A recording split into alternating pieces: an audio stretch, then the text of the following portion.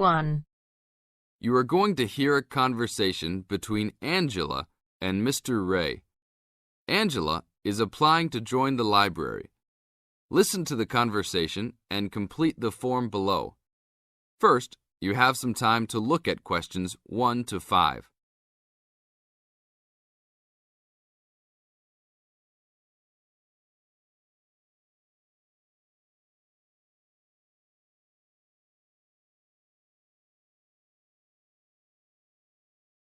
Now we shall begin.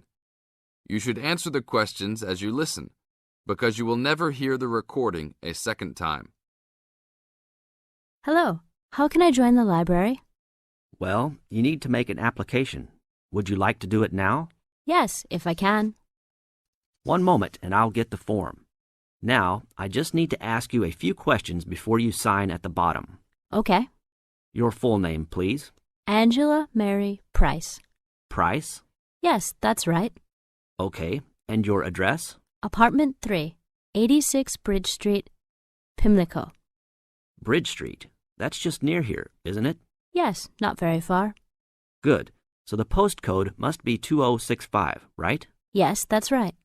Now, your telephone number. I need both home and work if you have them. My home number is 8763-5142, and work is 8456-1307. Do you need anything else, like ID or something? Yes, your driver's license will do, if you have one. Right. It's easy to remember. I know it by heart. 4040AC. I'm afraid I'll also need to see it. Okay, here it is. Thanks. And your date of birth, please? 24 March 1981. Okay, thanks. That's the most important part completed. But if you don't mind, I'd also like to ask you a few questions for a survey we're conducting. Yes, that's okay. Now you have some time to read questions 6 to 10.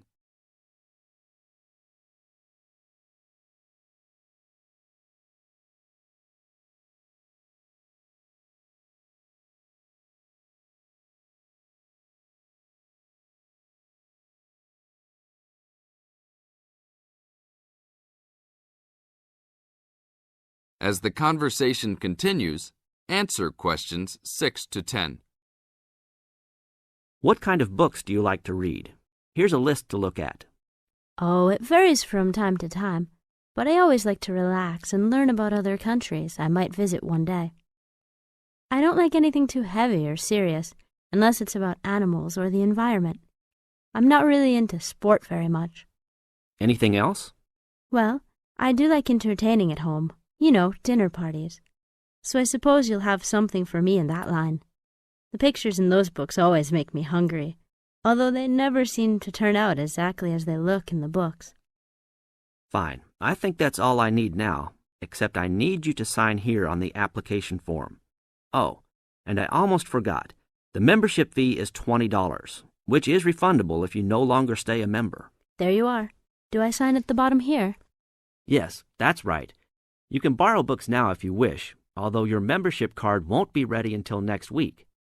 So if you want to borrow today, you can pick up your card when you return your first books. That's if you want to take some now. I think I will, but I'll have a look around first. Okay, take your time. That is the end of part 1. You now have half a minute to check your answers.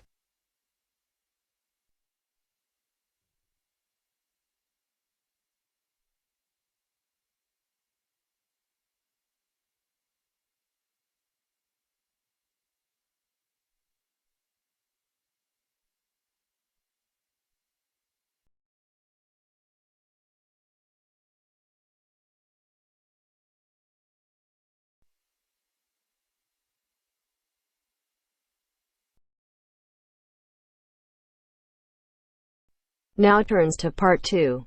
Part 2. You'll hear someone talking to a group of university students. First, you have some time to look at questions 11 to 17.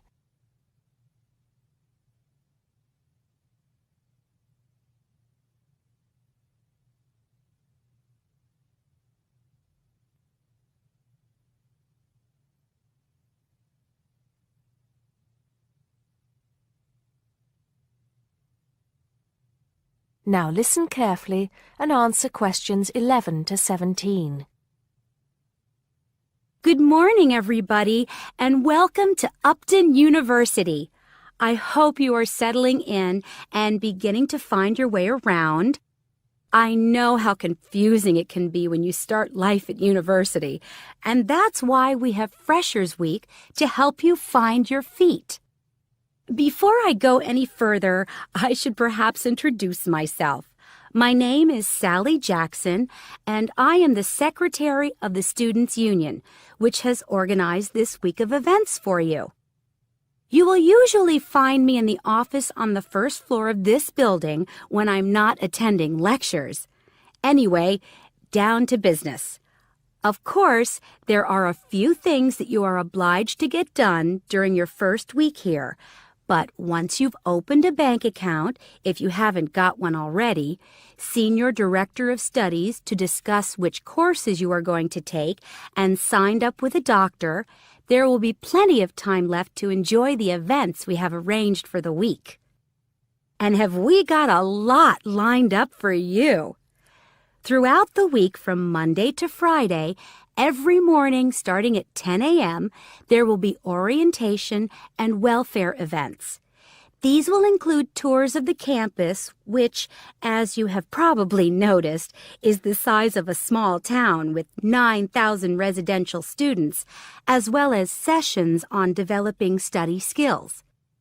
We also have tours of Upton itself arranged for you, with a bus leaving from outside this building every afternoon at 5 o'clock.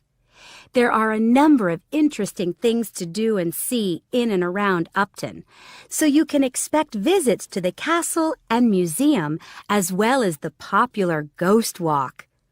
You'll need to sign up for this one, as numbers are limited. Just put your name on the list on the notice board in the entrance lobby.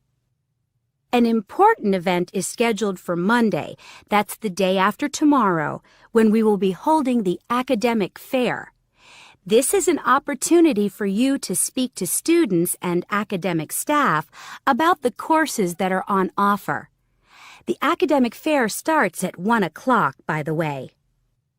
There are a couple of other fairs that I think will interest you. First of all, we have the Societies Fair on Tuesday the 16th, which I think is an absolute must. You might not believe it, but the university has over 150 societies and sports clubs you can sign up for, so you are sure to find something of interest to you. That also starts at 1 o'clock, and it will be here in the Union Building. Also in this building is the Trade Fair on Wednesday from 2 until 5 in the afternoon. This one might sound a bit strange because you will find a load of banks and other businesses here trying to get your custom. You will find plenty of bargains and, best of all, a lot of the businesses give away stuff for free. Before you hear the rest of the talk, you have some time to look at questions 18 to 20.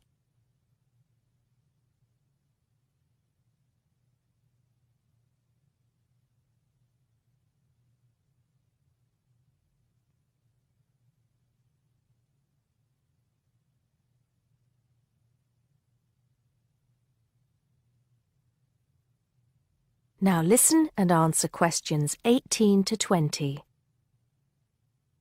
We've also got a great entertainment program lined up for you, starting tonight with our welcoming party. We have a top band lined up for your entertainment, but I'm not allowed to say who they are. All I can say is that I am sure you will not be disappointed. So come along to Blackmore Hall at 9 o'clock this evening to get your university experience off to a flying start. Just one point. I'm afraid this event is limited to freshers only. Because of space restrictions, you can't bring a friend tonight. Sorry about that. There's more fun and games on Monday in the Cotswold Theater here on campus. We have booked two of the cleverest comedians in the country, Paul Frazier and Jenny Brown, for a 3-hour show. Paul has assured us that he and Jenny have packed the show with new material, and as they always get rave reviews for their shows, I think we can look forward to an evening of great entertainment. That's in the Cotswold Theater on Monday evening at 7:30. Moving along a bit, on Thursday there is an important date for your diaries. This is the official Freshers opening ceremony, when the Dean welcomes you to Upton University. So remember, Thursday the 18th from 2:30 to 3:30 in Blackmore Hall. You certainly should go to this one, and by the way, light refreshments will be available. At the end of the week, on Saturday, you have the chance to dress up in your smartest evening wear for the official Freshers' Ball.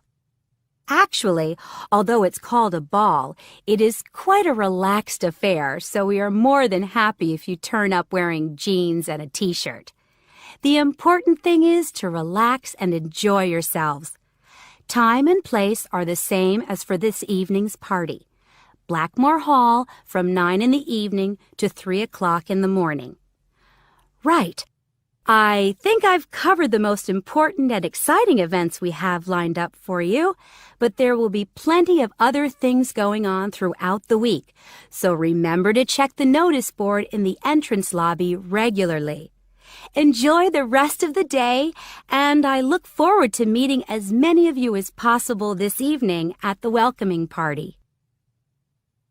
That is the end of part 2. You now have half a minute to check your answers.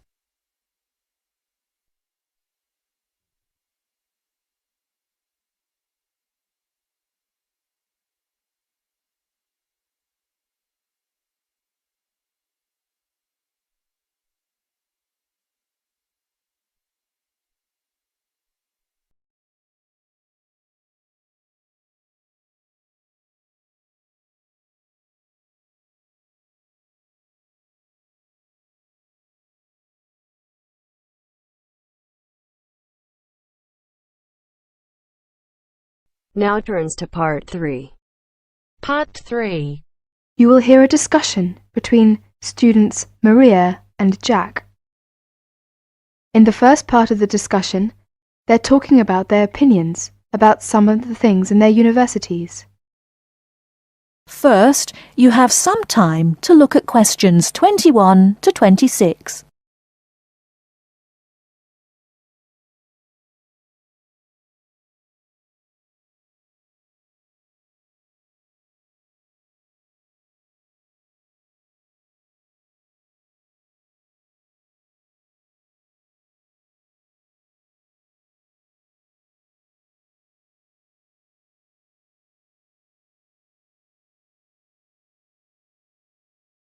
Now listen carefully and answer questions 21 to 26.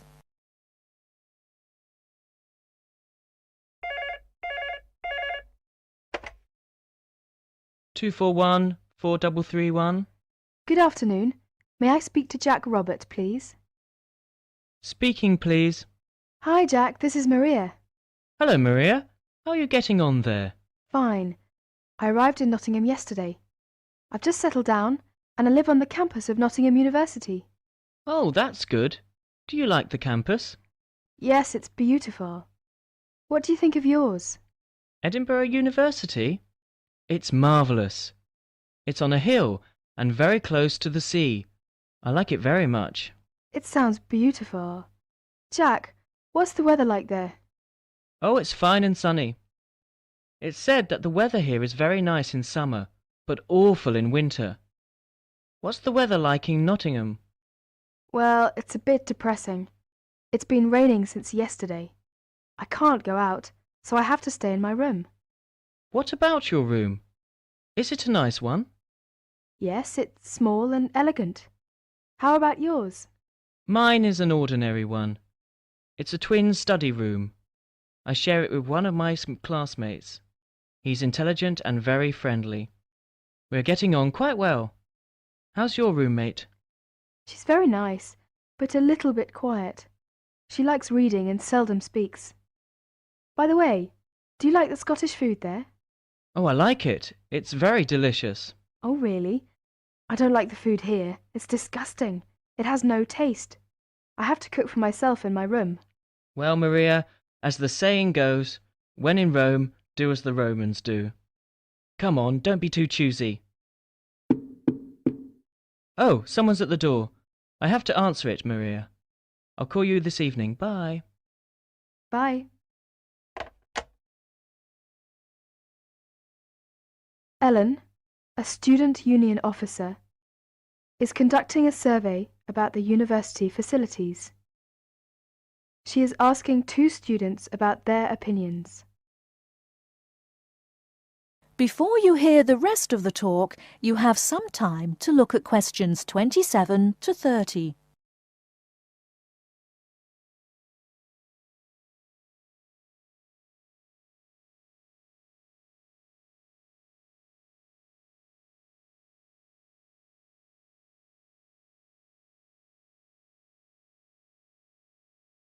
Now listen and answer questions 27 to 30.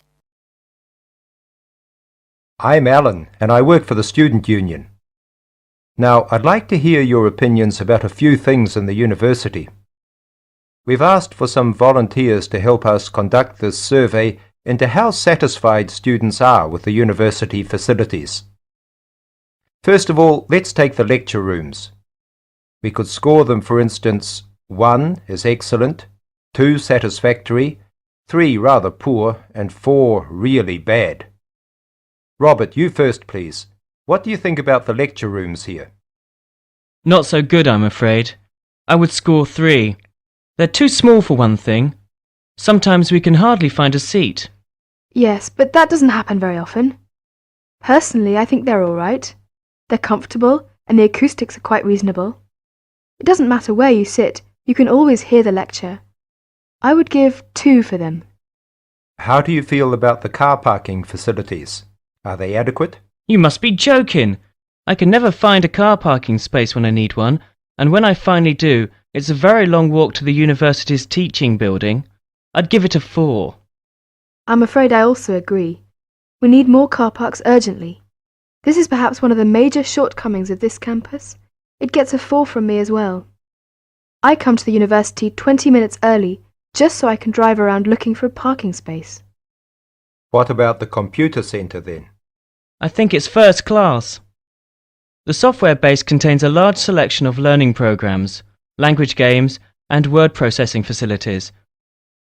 I would give a score of 1. I quite agree with you.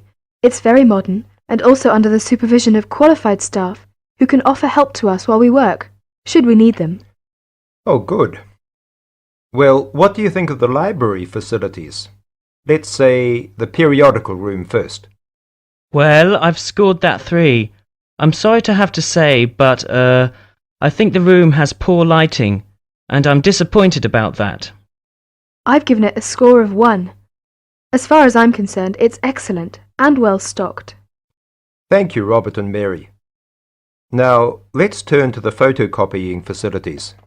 I would give it a score of 2. Personally, I think it's all right and it's very helpful. Huh? I would score 3.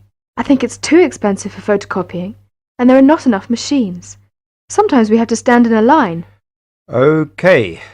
Now, let's talk about the... That is the end of part 3. You now have half a minute to check your answers.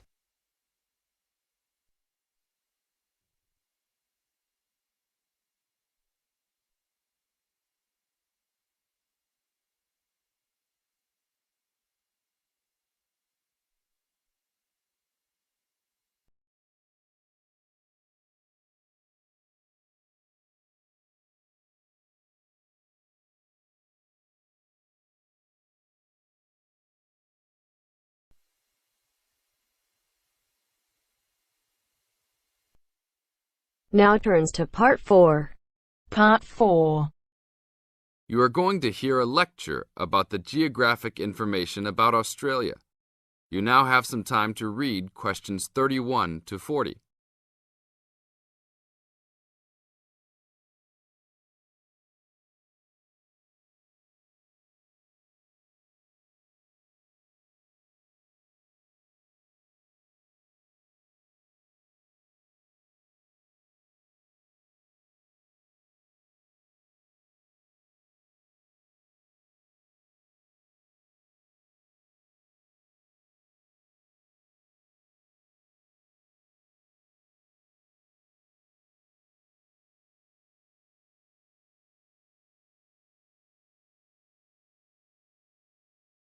Now listen to the lecture and answer questions 31 to 40 by choosing the best answers from the choices.